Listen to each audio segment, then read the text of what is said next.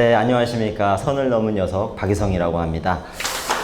네, 감사합니다.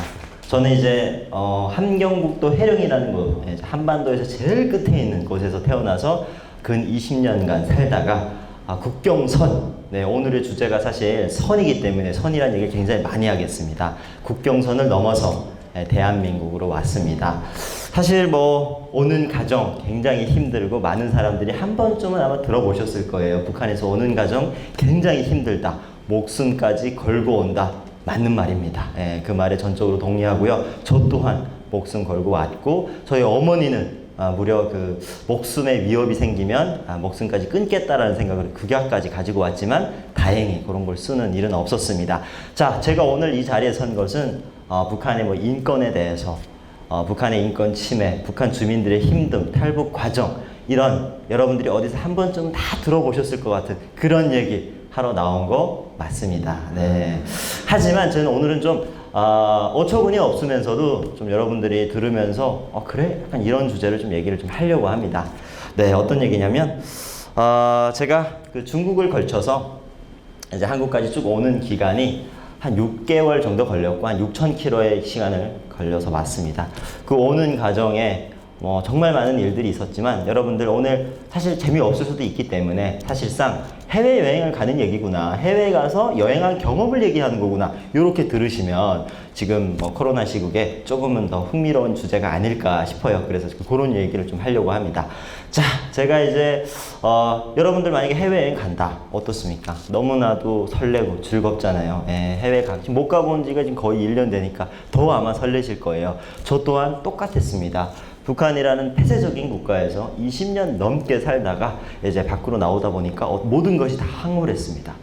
지나가는 차며 파는 음식이며 사람이며 심지어는 저희는 가이드까지 있고요. 팀도 있었습니다.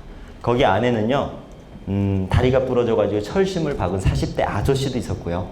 3개월이 된 아기를 업은 30대 아주머니도 계셨고 딸의 도움이 없이는 움직일 수 없는 60대 할머니도 계셨습니다.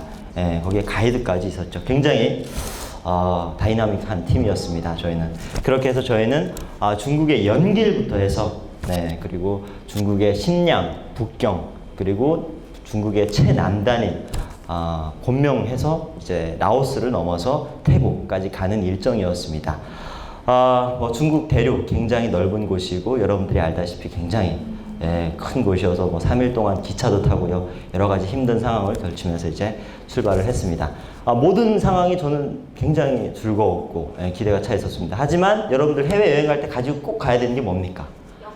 여권입니다. 하지만 우리 여권이 없이 출발을 했습니다. 그거랑 여러분들이랑 저랑 정말 다른 점 중에 하나죠.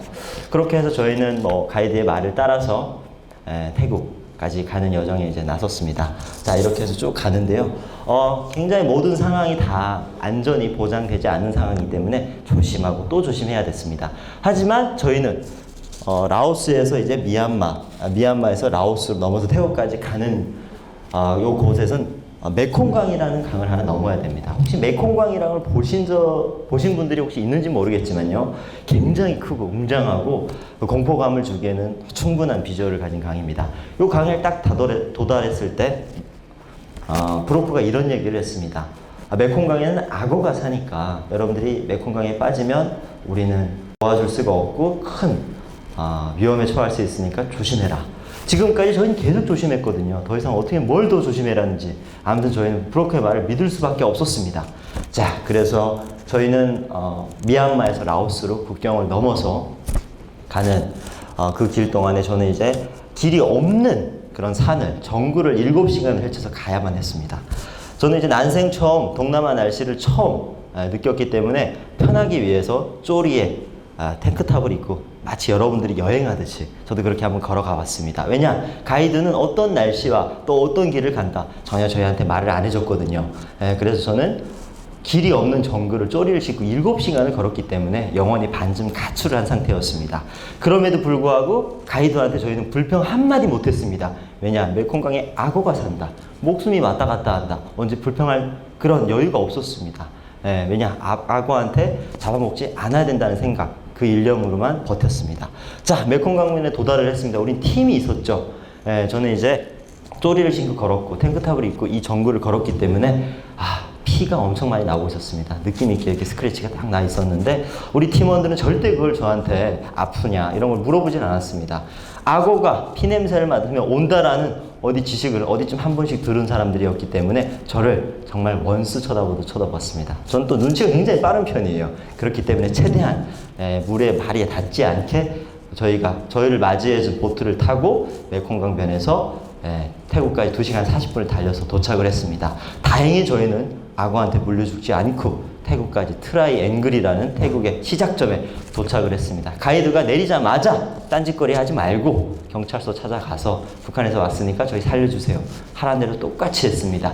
저희는 똑같이 그렇게 해서 태국에서 6개월이라는 감옥 생활을 했지만 무사히 태국에 도착했다라는 안도감에 가이드한테 감사함을 가지면서 그렇게 하면서 대한민국에 들어왔습니다. 제가 한 10년 동안 한국에 와서 다행히 저의 이런 얘기를 원하시는 분들이 있어서 군데 다니면서 강의라는 걸 이렇게 하고 다녔습니다. 근데 많은 사람들이 그거에 대해서 지금 여러분들처럼 똑같습니다. 왜냐? 제가 뭐 거짓말을 해도 믿고 진실을 얘기해도 믿을 거 아닙니까? 그렇죠? 안 가봤으니까 모르잖아요. 하지만 의심이 많은 두 사람이 있었습니다. 네. 대한민국에서 나서 자란 여성 두 분이었는데 누나라고 제가 할게요. 이 누나들은 탈북민과 또 북한에 대해서 관심과 의심이 굉장히 많은 사람이었습니다. 제가 이런 얘기를 하면서 다니니까 그 사람들은 저한테 자본주의 항색바람에 물들어가지고 돈 주면 그대로 원하는 대로 얘기를 한다 이러면서 저를 굉장히 한심한 눈으로 쳐다봤습니다. 저는 굉장히 빈정이 상했어요. 그래서 제안을 하나 했습니다. 그러면 나와 함께 똑같이 내가 왔던 길을 한번 같이 가보자 이렇게 얘기를 했습니다. 사실 저는 진심이 아니었거든요. 이렇게 얘기하면 믿어줄 줄 알았는데 남조선 애민아이들은 그러지 않았습니다. 저와 함께 가자라는 거였어요. 어쩔 수 없이 저는 뱉었으니까요. 그래서 3개월의 준비를 하고 나서 저희는 이제 중국부터 해서 제가 탈북을 했던 과정을 똑같이 그 친구들한테 재연을 제가 해주기로 마음을 먹었습니다. 하지만 가기 전에 저는 수많은 사람들을 만나서 다시 돌아올 수도 없을 수도 있으니까 저를 기억해달라는 유언 아닌 유언을 하면서 다녔습니다. 왜냐? 중국에서 이제 봉변을 당하는 탈북민들이 꽤 많았거든요. 저는 굉장히 무서웠습니다. 하지만 그때와 지금 다른 점은 대한민국 여권을 제가 가지고 간다는 거. 굉장히 저를 안심시켰고 마음이 정말 놓였습니다. 그래서 출발을 했죠. 제가 이제 넘었던 연길부터 시작해서 출발을 했는데 저의 기억은 정확했습니다. 제가 가고 얘기했던 그 지역들 다 존재했고요. 그래서 그 친구들한테 확인을 시켜줬습니다. 왜냐하면 전 진실을 얘기했거든요. 그렇게 저희는 똑같이 해서 제가 공포에 떨던 메콩강변에 도착을 했습니다. 자, 거기서부터 얘기가 좀 달라지는데 제가 그 주민들한테 거기 사는 이제 현지인들한테 메콩강에서 악어를 봤냐라는 얘기를 했습니다. 근데 사람들이 다들 악어는 뭐 큰 물고기는 있을 거야. 이런 얘기들이 나오기 시작했습니다. 그 두 친구도 너가 거짓말한 게 이제 뽀록이 나기 시작했구나 하면서 굉장히 즐거워했습니다. 하지만 저는 제 진실을 믿었기 때문에 계속 파고들었죠. 그렇게 얘기를 하고 다니다가 저희는 태국에서 현지인을 만납니다. 김 선생님이라는 분을 만나는데 이분은 태국에서 한 20년간 한인으로 사신 분이었습니다. 그래서 이분은 북한에서 오신 사람들을 한 3,000명 정도 만나서 태국 경찰과 소통도 하고 이제 번역도 하고 이렇게 통역을 했던 분인데 이분한테 저희가 바로 여쭤봤습니다. 메콩강에서 악어가 있는데 어떻습니까? 왜냐하면 저는 10년 전 탈북을 할 때 제 상상 속에는 악어가 해바라기 하면서 이제 나와 있던 기억이 있고 저는 봤습니다. 이렇게 물어봤죠. 우리 김 선생님의 워딩을 그대로 제가 말씀을 좀 드리겠습니다. 김 선생님이 이렇게 말했습니다. 악어에 대한 진실 내가 말해줄게. 자, 메콩강에는 악어는 그렇게 아무 데서나 살 수 있는 그런 동물이 아니야. 메콩강은 물살이 굉장히 빠르고 밑에 모래가 있기 때문에 악어가 살 수 있는 그런 환경이 아니다. 그래서 지금 악어가 만약에 살았다면 한 2000년 전에나 살았을까? 이런 얘기를 했습니다. 지금 메콩강에서 악어가 봤다는 사람은 정신이 좀 이상한 사람이다. 이렇게 얘기를 했습니다. 맞습니다. 저는 정신이 정말 이상한 사람으로 낙인이 찍혔습니다. 그 앞에서. 왜냐? 탈북민들 다들 악어를 봤다라고 증언을 했고 저 또한 그렇게 믿고 있었습니다. 이 얘기가 어떻게 나왔냐? 브로커들이 지어낸 얘기랍니다. 자, 브로커들은 우리를 철저하게 통제하기 위해서 또 저희한테 브로크 비용이라고 받는 돈 이외에 돈을 뜯어내려고 저희한테 이런 공포감을 준 거죠. 그러면서 저희를 더 철저하게 통제하고 본인들의 말에 잘 따르고 또 안전하게 도착했다라는 안도감으로 인해서 본인들한테 감사함을 표시하게끔 이런 없는 사실을 지어낸 겁니다.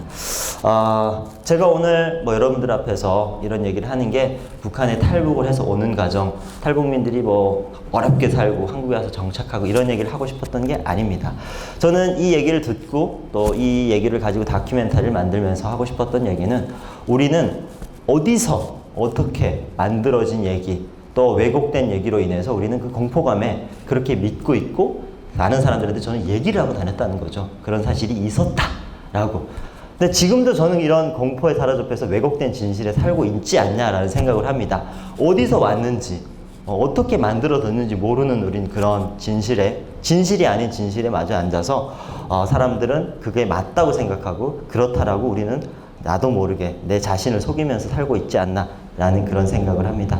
자, 여러분들도 좀 제가 이 얘기를 하는 동안에 선을 넘었다라는 강의의 주제에 맞게 사실 이런 경험과 또 몰랐던 진실, 내가 알고 있었던 진실이 왜곡이었고 만들어진 어떠한 진실이라는 것을 알기 위해서는 우리가 만들어진 안전하다고 느끼는 이 선에서 한 발자국 벗어나야 그 진실과 마주하지 않는가라는 생각을 해봅니다. 그래서 진실을 알기 위해서는 좀 안전지대를 한번 벗어나면 우리가 몰랐던 진실에 한번 마주하지 않을까라는 생각을 해봅니다. 하지만 여러분들은 저처럼 불법 말고 합법으로 그 진실에 마주했으면 좋겠습니다. 네, 시간이 굉장히 짧네요. 네, 자 오늘 마무리하겠습니다. 마무리하면 될까요? 네, 선을 넘은 녀석. 북한에서 선을 넘었지만 진실의 선을 알게 된 북한 남자 박유성이었습니다. 감사합니다.